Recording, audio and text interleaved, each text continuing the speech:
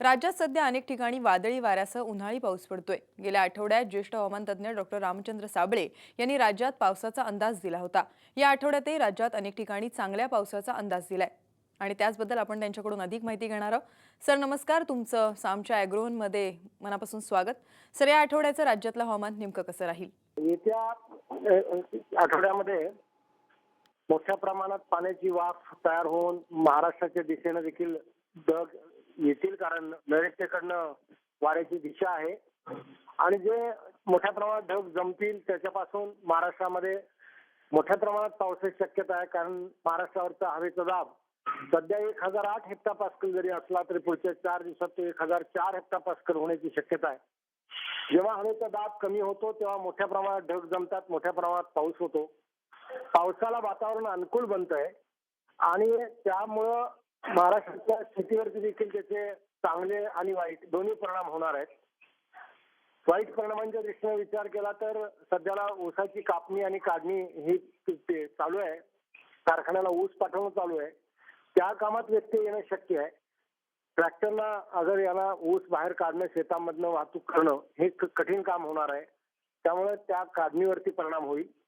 इतर जी फळपिकं आहेत, फळबागा आहेत, त्यांच्या देखील फळांच्या याच्यावरती काही परिणाम होईल, कारण वारा वादळ झालं तर फळं, आंब्यासारखी फळं मोठ्या प्रमाणात त्यांचे झडतील आणि पडतील, त्यामुळे नुकसान संभवतं।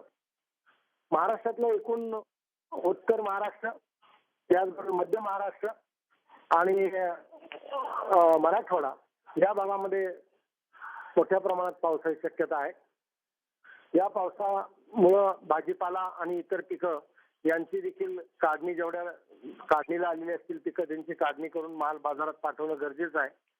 फळांच्या बाबतीत देखील जी फळं तयार असतील ती बाजारात विक्रीसाठी पाठवणं गरजेचं आहे। अशा प्रकारे ही काळजी घेणं गरजेचं आहे। हळदीची पिकं, आता हळद उकडून जर वाळत घातली असेल तर तिचं झाकण्याची व्यवस्था करणं हे देखील महत्वाचं काम आहे। अशा पद्धतीनं शेतांमधले उघड्यावरच्या शेतीची काळजी घेणं गरजेचं आहे। एकूण हे हवामान पाहता हे हवामान बदल मोठ्या प्रमाणात मधून जाणवत आहेत।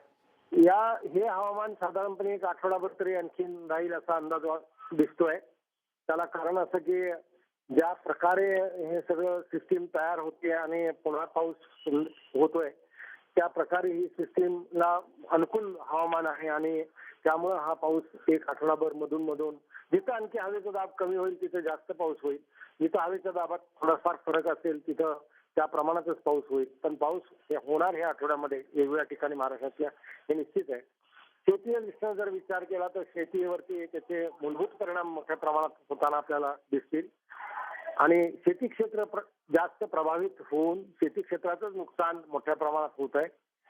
त्याचं कारण असं की काढणीला आलेली पिकं जी आहेत त्यांचं नुकसान होत आहे, भाजीपाल्याचं नुकसान होत आहे, फळपिकांचं नुकसान होत आहे, वारा वादळानं आंबा पिकाचं नुकसान मोठ्या प्रमाणात होत आहे, द्राक्ष शेवटच्या काढणीच्या स्थितीत असल्यामुळे त्याचं देखील नुकसान मोठ्या प्रमाणात संभवत आहे। हळदीच्या पिकाचं देखील मोठ्या प्रमाणात जर हळद वाळत घातली असेल तर ती भिजली तर त्याचे प्रत आणि प्रत एकूण खराब होऊन त्याचंही नुकसान संभवत आहे। या सगळ्या दिशेनं शेतकरी वर्गाने आपण आपल्या पिकांची काळजी घ्यावी आणि शेती व्यवसायामध्ये ज्या या हवामान बदलाचे परिणाम होत आहेत त्या हवामानाच्या माहिती घेऊन त्याप्रमाणे कामांचं नियोजन, शेती नियोजन हे त्यानुसार करावं असं वाटतं। त्याचबरोबर डाळिंबासारखी पिकं असतील, इतर काही पिकं आहेत त्याच्यामध्ये काही रोग आणि याचे प्रादुर्भाव देखील वाढण्याची शक्यता आहे। फेब्रुवारीमध्ये ज्याप्रमाणे झालं त्याचप्रमाणे पाऊस राहील, परंतु त्याच्यामध्ये जर का उत्तरेकडील दिशेनं किंवा ईशान्य दिशेने येणारे वारे आणि तिकडून येणारे जे काही त्याचे बर्फाचे कण हे वाऱ्याबरोबर येऊन जर आपल्या हवेत मिसळले आणि ढगांमध्ये देखील आपल्या मिसळले तर आणखीन मोठ्या प्रमाणात थोडे काही ठिकाणी गारपीट देखील अपेक्षित आहे। कारण परवाच लातूर भागामध्ये, उस्मानाबाद भागामध्ये 2-3 तास गारपीट झाली आणि काही ठिकाणी गारपिटीचा अजूनही प्रादुर्भाव होतोय। त्याला कारण ईशान्येकडनं येणारे थंड वारे किंवा थंड ढग आणि त्याचबरोबर हे इकडनं दक्षिणेकडनं आणि नैऋत्येकडनं जाणारे ढग या दोन्हींच्या मिश्रणामध्ये हवा खालीवर होऊन त्या गारा तयार होत आहेत आणि गुरुत्वाकर्षणाने गारा खाली पडतायत। या सर्व बाबींचा वरती लक्ष ठेवणं जास्त गरजेचं आहे आणि आपल्या पिकांचं संरक्षण करणं गरजेचं आहे।